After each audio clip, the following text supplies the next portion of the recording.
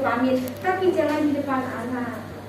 Tapi memang Bu, anak yang kemarin 24 tahun itu dari kelas bawah sudah seperti itu. Ya. Kemudian saya kan pernah juga ini, saya tanya, kenapa deh kok kamu suka? Berapa menit lagi Bu? Katanya bilangnya suka. Nah, oke. Itu temuan Pak ya, temuan. Ada anak yang suka membuli, itu bukan karena dia nakal, tapi karena tidak tahu proses di dalam pertumbuhan dan tidak tahu perilaku apa yang kemudian harus dia sampaikan. Kenapa? Karena ada proses tumbuh kembang yang terhambat di dalam diri anak. Tidak tuntas motorik kasar, motorik halus, dan senso integrasi. Anak yang suka kemudian membuli temannya, dia bahagia karena tidak ada kemudian di dalam dirinya senso integrasi yang benar. Senso integrasi itu hubungan antara mata, koordinasi tubuh, dan lain-lain. Kalau anak itu siap belajar, dia mampu untuk mengendalikan senso integrasinya, dia akan sadar perilaku itu salah. Tapi karena kemudian terucap, saya senang Pak, berarti dia sadar nggak dengan perilakunya? Nggak sadar dia dengan diomongkannya, dia sadar. Tapi pribadi sinap-sinap dan kemudian di dalam diri anak itu, kesiapan belajarnya, senso integrasinya, motorik kasar, motorik halusnya itu ada yang tidak terhubung Pak. Jadi kurang ada cerces-cercesnya di dalam ini, nggak ada. Konek-konek, iya benar, koneksinya Pak. Nah itu disebabkan boleh jadi anak itu tidak merangkak. Nanti tolong ditanyakan kepada orang tuanya. Kita cari apa masalahnya. Apakah kemudian di dalam kandungan tidak ada masalah? Proses kelahirannya apakah sesar atau normal atau dikop? Apakah kemudian tumbuh kembang anak jalannya sesuai dengan usia jalan? Apakah kemudian anak itu tidak merangkak? Kalau kita temukan berarti misalkan tidak merangkak, sudah jelas bahwa anak ini mengarah ke ADHD.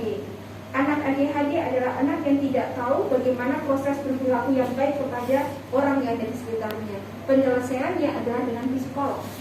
Disitulah kita perlu berjejaring dengan puspaga tadi. Karena ada permasalahan kita di satuan pendidikan ini yang tidak bisa kita selesaikan sendiri, harus berjejaring dengan pihak lain. Anak ini bisa terselesaikan dengan diri kita sendiri. Sebelum misalkan kita menemukan psikolog adalah dengan terapi, Pak. Kalau yang dilakukan Bapak, kita memaksa menyelesaikannya sendiri, sehingga itu yang perilaku itu, perlakuan itu yang kita lakukan. Akhirnya kan tidak tuntas mulai dari kelas 3 sampai kelas 5. Karena akar permasalahannya kita belum menggali. Dan proses untuk membantu terapinya, guru olahraga harus berperan. Guru olahraga ada? Nah, guru olahraga sering ngajak ini renang, Pak. Renang, bulu tangkis, voli. Karena itu adalah jenis olahraga yang bisa membantu koneksitas antara motorik kasar, motorik halus, dan senso integrasi. Bulu tangkis, ada tangan bergerak, mata melihat, memukul, tangan, kaki, semuanya. Berenang. Terus kalau guru kesenian, aja anak-anak yang seperti itu tadi, membuat seperti ini, anyaman, terus melukis. Anak-anak yang tadi itu seperti yang tadi Pak, gimana untuk pembelajaran seninya? Tapi nggak bisa Pak. Nah, nggak bisa kan? Makanya dia pasti, saya punya anak 32 autis, ADHD, cerebral palsy, Down syndrome, tunanetra, dan tunarungu. Anak saya bukan, saya sekolah reguler. Tapi salah satu syarat masuk sekolah saya cuma satu. Masih punya denyut nadi. Pokoknya urip masuk di sekolah saya. Dan disitulah kemudian kita mampu belajar dengan anak-anak kita. Jadi anak yang suka membuli tadi Pak, itu bukan karena dia nakal, tapi karena ketidaksadaran di dalam diri. Dan itu perlu dengan jejaring psikolog. Dikasih tindakan apapun untuk anak ini, pasti dia akan mengulang. Karena akar masalahnya belum terselesaikan. Gitu ya? Mohon maaf Bu, boleh yang terakhir? Boleh. Mungkin saya memang buta Bu. Sudah diawe-awe Bu. Waduh. Yang terakhir Bu ya. 2 menit. Mohon maaf Ibu. Memang saya buta di bidang istilah yang jenengan. Terus terang saya buta. Iya, Pak, kita belajar bareng-bareng. Untuk itu begini, hubungannya atau kesalahan apa yang dilakukan orang-orang dulu orang-orang tua, orang mbah-mbah kita, produk kekerasan mereka, guru-guru kita, produknya adalah saya. Jenengan mungkin teman-teman semuanya Saya produk Kita kekerasan. korban kekerasan. Tidak ada yang Nggih. seusia kita yang tidak produk kekerasan. Nggih. Dan itu mungkin jenengan teman-teman jenengan mungkin belum masih baru bertahu saya. Mungkin teman-teman semua sudah tahu sama Pak Taufik begitu. Iya. Saya adalah produk kekerasan orang tua, teman sekitar, guru saya, dan terciptalah saya. Iya. Insya Allah apa ya? Sekarang korelasinya antara sekarang begini seperti yang jenengan terangkan. Terus orang-orang yang terdahulu kita dengan produk-produk mereka dan tercipta saya. Terus sekarang ketimpangannya di mana, Mbak Niki? Jadi gini, setiap dunia pendidikan itu sebenarnya adalah selalu berorientasi kebaikan, ya kan? Oke.